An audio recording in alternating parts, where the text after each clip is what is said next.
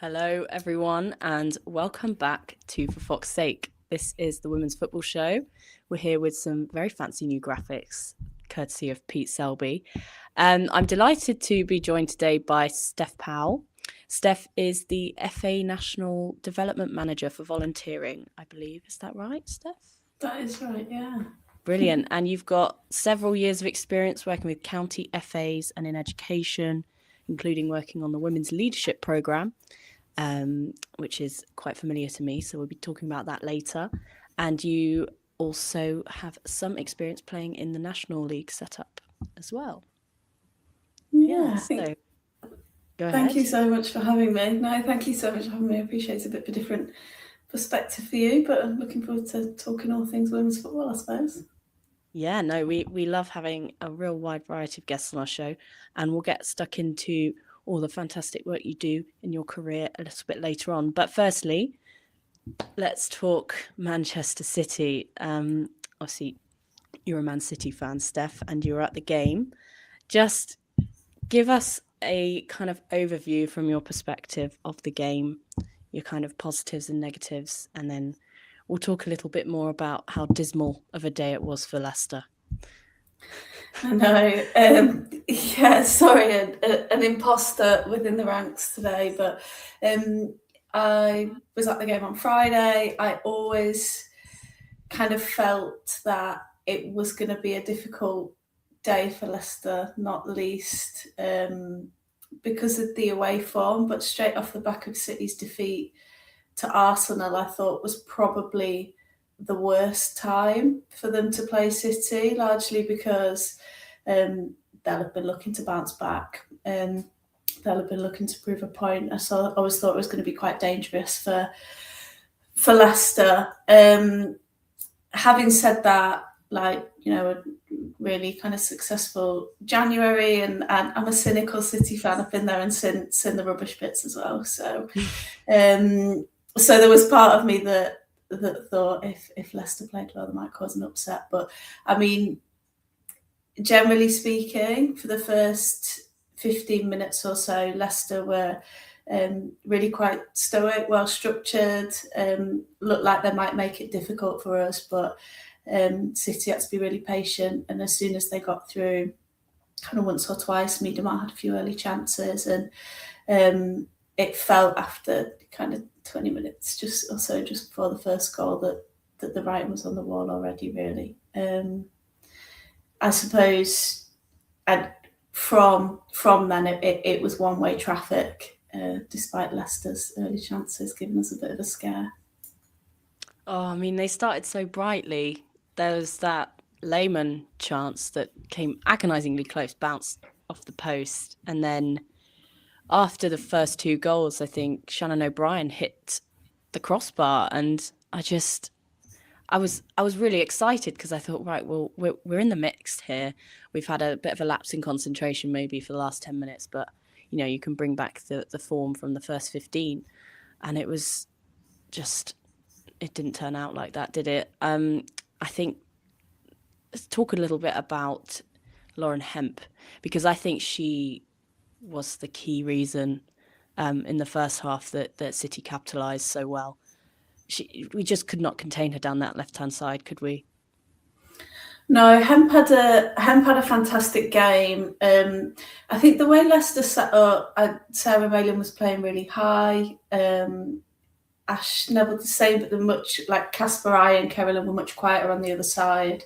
But Hemp just felt like she was running the show. But there was so much strength across City's midfield, and I know Leicester were missing players in the midfield as well. But kind of Sam Coffey and Yui Hasegawa had brilliant starts to the game as well, and were controlling it from the middle. And like there was so much action down this side, because obviously Lehmann, as you say, got some early chances as well, and some success down there. You thought it was going to be a really kind of dynamic and quick game, particularly down the wings. But in the end, Hem got the upper hand there, I think. Yeah, I think it was lost in that midfield battle. But also a good comment here from Matt Middleton. Hemp was outstanding. Not sure it helps Leicester continuously changing the back four. Really miss Sam too. Sam Tierney, suspended from receiving too many yellow cards for challenges that I don't think sometimes you should have received a yellow card for, but such is the way when you're such a strong tackler. I totally agree, Matt. I think the constant changing of the centre-backs, the formation, it's difficult. And I think, Van Egmond and McLaughlin both coming in, having only been appearing on the bench for the past 2 games, probably not as settled in the midfield. And, a team like Manchester City are going to exploit you, particularly in the transition. So, just one-way traffic. And you said Carolyn was kept quiet, but she was not quiet in that second half. I mean, that was a stunner. Yeah, it was a rocket, wasn't it? She's had, since she's come back and been a bit more of a mainstay in the team since she's been back from injury, she's been, I was going to say game changer for us, but it was going pretty well anyway. I mean, our attack compared to anyone else looks really frightening, doesn't it? And Leicester kind of physically at centre half looked as imposing, but actually, like when the ball went in, Bunny Shaw and Miedema were just winning every challenge every time. And like you say, Carolyn came into it a bit more in the second half, and whilst it was less of a juggernaut, she really put some special out, didn't she? Yeah, it was the breaking of a dam, I think, after that second Miedema goal when Man City went 3-0 up. They just seemed so much taller, Miedema and Shaw, than the centre-backs. There's only so much that Chantal Swaby can grow, I guess. If she's trying to contain 2 very tall, excellent strikers of the ball, I think that's quite a hard ask of her. I think positionally, Leicester did well to stay on their players, but then I think once City started capitalising, they lost that physicality, and they were not winning the duels. They weren't winning the second balls. Their touches were off. Their passes weren't strong enough or overhit, and I just think that was it. Man City were through, and I suppose as a WSL fan, you'll have seen the highlights from other games, but Leicester have got away with it sometimes. I think against other teams that haven't been as clear cut with their chances, haven't been so good at finishing, and admittedly, Leicester have had a really good season, I suppose, defensively, but they do really lack that finishing touch up front. We've talked about it so much on this podcast, but you can see where the likes of Lehmann and Mouchon added, in the first 20 minutes, but just could not get the ball in the back of the net. Could we? Yeah, and you can see why defensively they've had success throughout the season. I know there's been kind of goalkeeper change and significant changes in the back four, but they looked well organised and well structured, and I thought that we might kind of have to be really patient and struggle a little bit to get through. But I mean, City are used to playing against that low block, aren't they? And teams trying to catch them onto the break. So I don't know. I'm no expert. I'm no football manager, but they struggled when Arsenal brought the game to them. So and I'm not saying a team like Leicester should take that approach, but that's what City have struggled with. And when Mouchon got the ball, again, I'm a cynical City fan, but part of me was nervous at times, particularly like towards the end of the second half when City was, perhaps getting a little bit complacent, a little bit lazy, like, again, really physically imposing, and definitely had something like, and was, looking to capitalise on weaknesses that they clearly spotted before the game. So I think they're definitely positives to take from that. And, on a different day, if you convert an early chance or, City make a mistake at the back before you get that third goal, then it's a different outcome, isn't it? Yeah, it's done. They'll have to dust themselves off. Admittedly, we were talking before the show. One of the only positives is Leicester still have a game in hand over their relegation rivals, which are currently Liverpool and Aston Villa. I think Everton sit 7 points above Leicester, so they're a little bit more out of reach. But nonetheless, I guess that's one positive is we're still in with a shot. But I totally agree with you. I think Mouchon, I've been saying it's great to have her back, and I've been saying she should start. He chose to start Shannon O'Brien over Hannah Kane, Rick Passmore, which was interesting from my point of view. I think Shannon O'Brien's been a bit too inconsistent, but she does create. She does create. So I guess that's maybe what Passmore was thinking. But yeah, overall, I suppose as a Man City fan, you'll be happy with that bounce back from the Arsenal defeat. But I think Leicester just need to take the next month to collect themselves and try and hit Liverpool where it hurts. So let's move on to a bit about you, Steph. As we do in the Women's Football Show, we like to quiz our guests, interview them on their career highlights. And amazingly, you've actually got a lot of insight into the National League setup, having played there, but also working there in your current role in the FA. So you don't have to spend too long, but I think the viewers would love to know a little bit about your playing career, how much the National League helped you develop as a person, but also professionally, and yeah, just some career highlights from your days in the National League. Yeah, wow.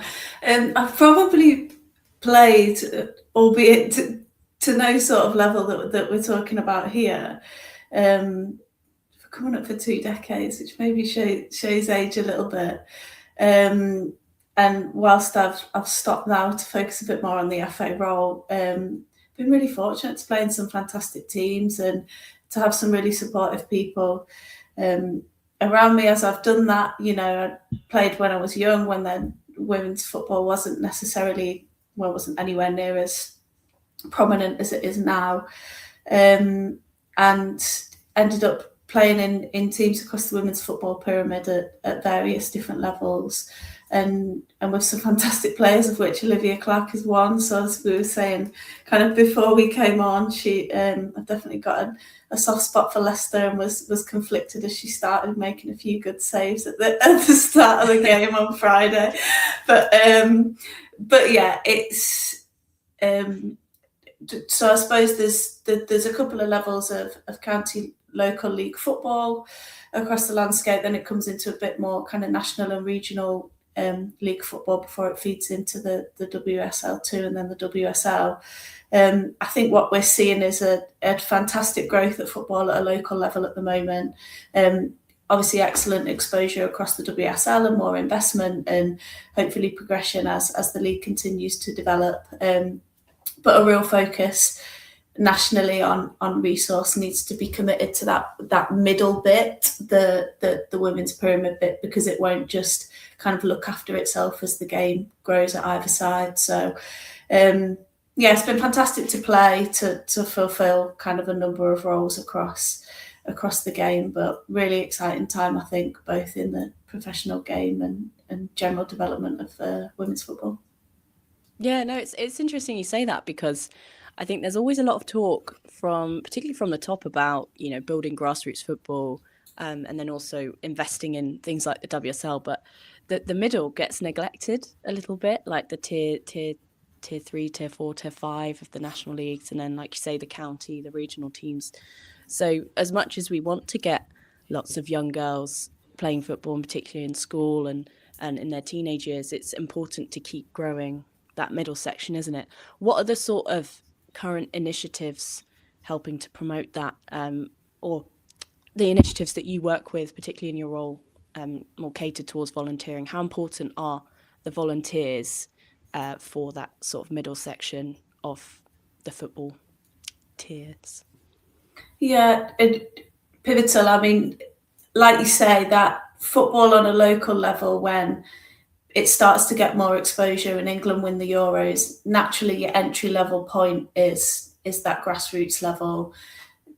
the investment inevitably comes into the top level of the game, and that middle bit, like you say, quite rightly, has the potential to be forgotten. But nationally, there's like some support. Kind of, we govern the league internally at the FA, which allows us to have a certain level of control over investment and decisions that are made for the greater good of the game. We'll see decisions made around FA Cup prize money that filters down into the earlier rounds, that benefit the long-term development of those clubs. And that's just kind of one of a few things that are in place. We have a set of minimum standards across clubs at that level now, which ensures that players are getting the right level of support for their own development, that they're investing in kind of fan structures and staffing structures at the club, and so on. So plenty of support going into that level of the game. And in terms of volunteers, for those people that aren't close to the game, I suppose everything from the professional game down is almost entirely run by volunteers in the game. We've got, it's the largest volunteer network outside of the NHS in this country, is grassroots football. So I guess our main work at the moment is to continue to grow that network as participation grows across the sport. But a huge part of that is diversifying the network as well. So as we get more women and girls playing the game, what we want to see is more female volunteers coming in to support that, because naturally then you get the visual role models. We want women making decisions for females playing the game. So because, I suppose there's a greater understanding of what they want the game to look like, and so on. So some really targeted work going into to make sure that happens, because of the growth that we're seeing in players across the game. We're not necessarily seeing reflected in off-pitch roles and coaching and refereeing roles, but yeah, hopefully we'll start to see that change. Yeah, we've had a great comment in here from Andy, who worked in Tier 3 for over 6 years. Volunteers were invaluable. I'd argue it was better run under us and them than under the main clubs that came back in and took over. But I mean, it just goes to show, it's what you're saying, isn't it? The volunteers have that insight. They know what's needed from the game. They know what's needed for the players, but also for the wider infrastructure. So no, that's awesome to hear. And volunteers are definitely the backbone of university sport, which is kind of, I guess, the more grassroots regional level that I'm currently involved in. I actually play rugby at the moment. I've had a break from football, but I was really lucky to witness the University of Nottingham's women's football team make it to the first round proper of the FA Cup this year. So that was a real highlight. But it just goes to show that growth and development can come from all areas of women's football. And that volunteers are absolutely invaluable. I did not know that they were the biggest network outside the NHS. That's my fun fact of the day. But yeah, what has been a bit of a career highlight for you, Steph? What sort of initiatives have you kind of spearheaded, or what has your career taught you in terms of I guess the importance of developing the game regionally? I mean, to your point on rugby as well, we do quite a bit of work with the RFU, and the network's the same, right? We've got so much to learn from each other. Rugby are kind of far less resourced than kind of what we are, so they have to be more creative in their attempts to get more volunteers in. So we're definitely doing a lot of learning from rugby, although you've gone over to the dark side. But in terms of, career highlights for me, working for the FA, if you'd have told me however many years ago, if you'd have told me 5 years ago that I'd be working for the national governing body, and your office would be at Wembley Stadium, I wouldn't have believed the word you were saying. And so it's not lost on me how fortunate, how kind of, although worked hard to get into those spaces, but how much weight that holds, an opportunity that we've got to make a difference. And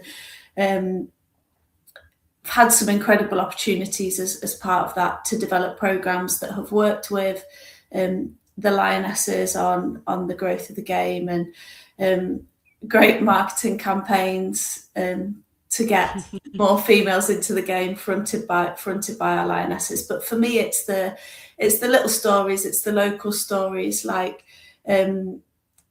got volunteers on that have been in tier 6, and seeing the difference that it makes to people's lives at that level is really special for me. When I was working in local football development, we were developing sessions with women that never thought football were for them. They were kind of a missed generation of people that didn't get to play when football was banned, and they've had an opportunity to start playing walking football for the first time, and worked with a lady who stood in goal for 10 minutes at a time and ended up losing 4 stone and changing her life, and the way that she was able to interact with her children and her family, and the difference that made to her. It's the small stories for me that, it's great to be involved on a national level and to impact more people, but it's important to bring yourself back and remind yourself why you do what you do sometimes. Yeah, no, absolutely. And that's so touching. I love hearing stories like that. It's so important to give them a spotlight. Talk to me a little bit about your work in education, particularly the women's leadership program, Steph. What is that, and how can people get involved? Yeah, I mean, first and foremost, education is a great tool for us to utilise in sport, because the very, very vast majority of young people go through it. So, seeing a focus on getting more women and girls, getting more girls playing football in schools, because all of them have to do PE. And so, if we can introduce them and improve that transition rate to the community, it's a great opportunity. We see, particularly in volunteering, working in college spaces and university spaces, as a opportunity, as people are looking to progress their careers, to use volunteering as the first step to do that. One of the interventions that I've worked on with a number of different hats on, really, is kind of a facilitator on the programme, and now as kind of the governing body support on it, is the Women's Leadership Programme. And that's a programme for upwards of 22 women in the university space each year, supported by Women in Football. If you're not a member of Women in Football and you are a woman working in the football or volunteering in the football space, then get to know them. They're fantastic. And they're delivering a year-long programme which encompasses kind of online and residentials for young females to focus on their own personal and professional development, be exposed to greater football networks and opportunities in the game, to hopefully give them a bit of a leg up, if you like, to be the future workforce of the game. And that's a lot of my kind of priority at the moment, looking at those off-pitch roles and how can we get greater representation. So yeah, it's a good tool for us, and we only hope that programme will get even bigger as we move forward. Yeah, no, sounds amazing. I'm lucky that, a couple of my friends have either been through the programme or currently going through it, and they wax lyrical about how awesome it is. So if anyone watching is in university and wants to get involved, do look it up. Likewise, if you want to tell your daughters, cousins, family members about it, please do. And follow Women in Football as well. Good shout out for that. No, that's awesome. It just goes to show how important it is to have representation at all levels, and stuff like the Women in Leadership Programme really adds to that. And yeah, it's nice to know that people I know are going to make a difference in the football world and are going to be visible and making change in that respect. So thank you so much for your insight, Steph. That's really awesome to hear. So sort of circling back to Leicester, we're in a bit of a perilous position, as I put it on my recent article. Head on over to www.forfoxsake.news to read it. Subscribe for the price of a pint a month. We're in a perilous position. We're in the relegation zone. We're currently sitting 12th, but we do have a game in hand. we obviously have a fixture coming up against Liverpool and then closely followed by Aston Villa. What do you think Leicester need to do to get results from that, Steph? Where do you think they need to really put their eggs in? Which basket?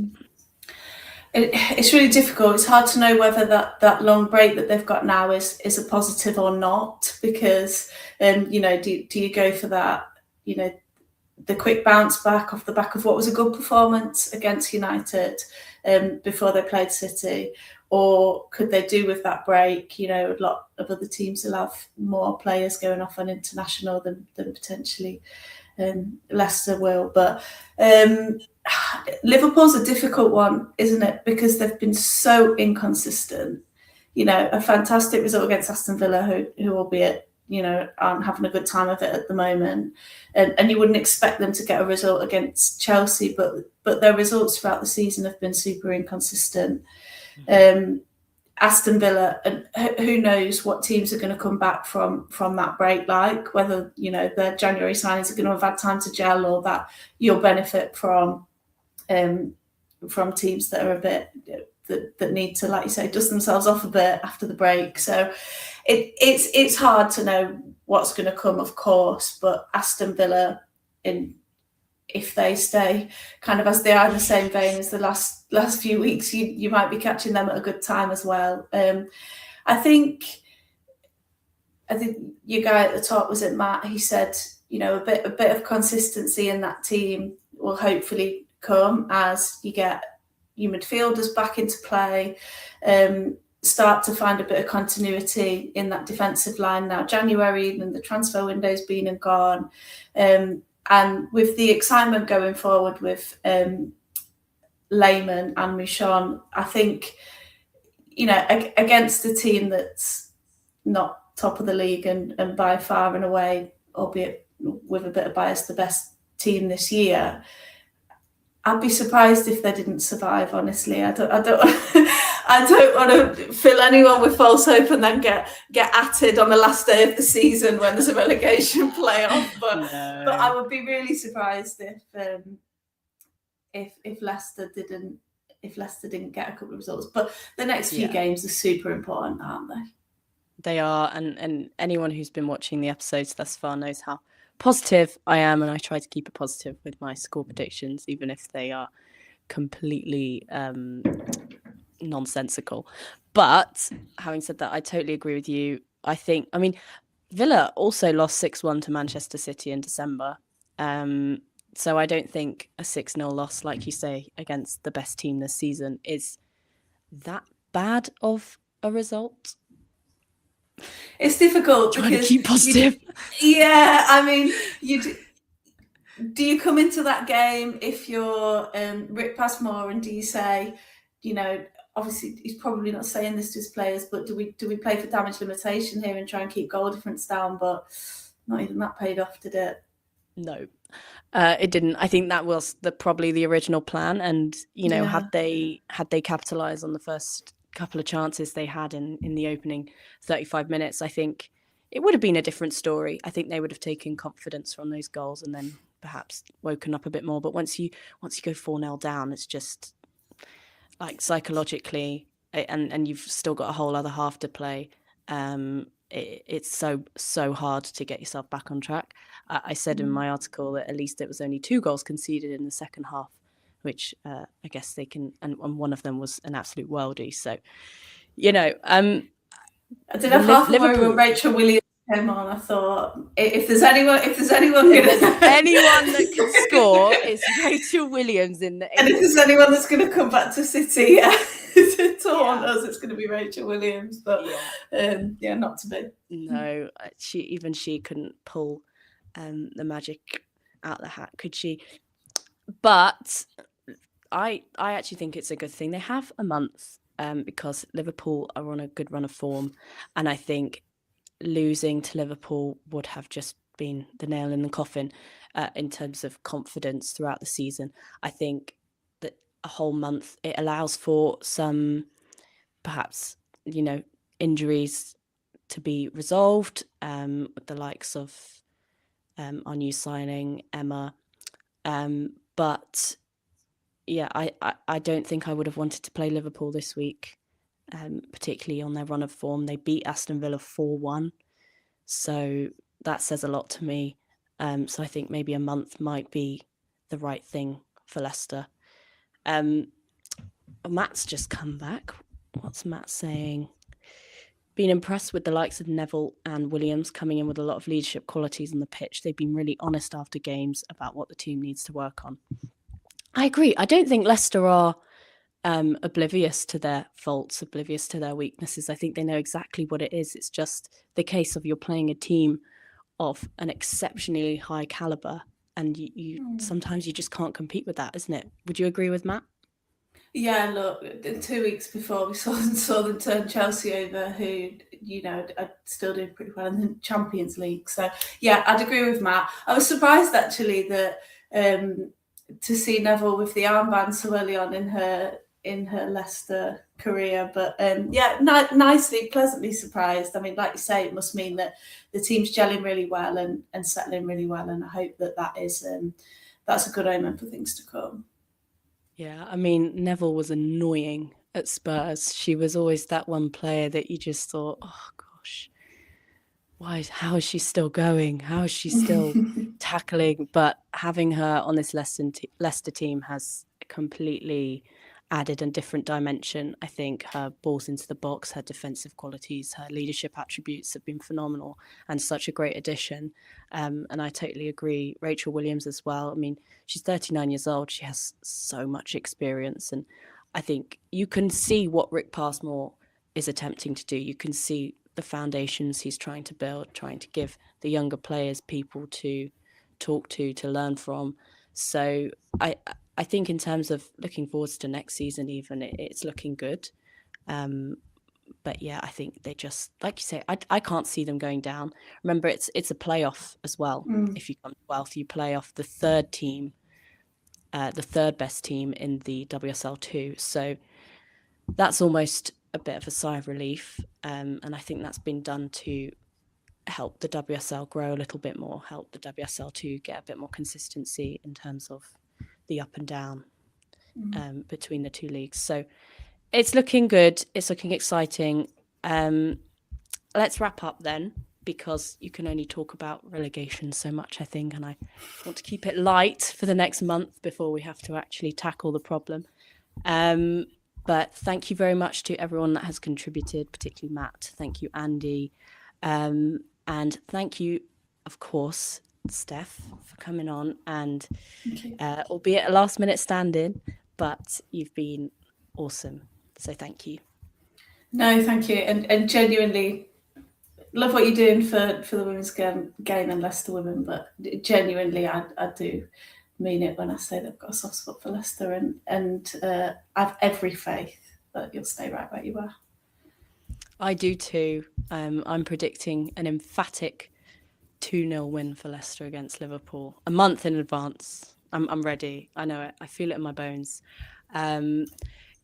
For the rest of for Fox's sake fans, we're going to have a little break in the show until the next few games, the next few fixtures. But you can catch me on BBC Radio Leicester in the coming weeks. That will be out on the socials.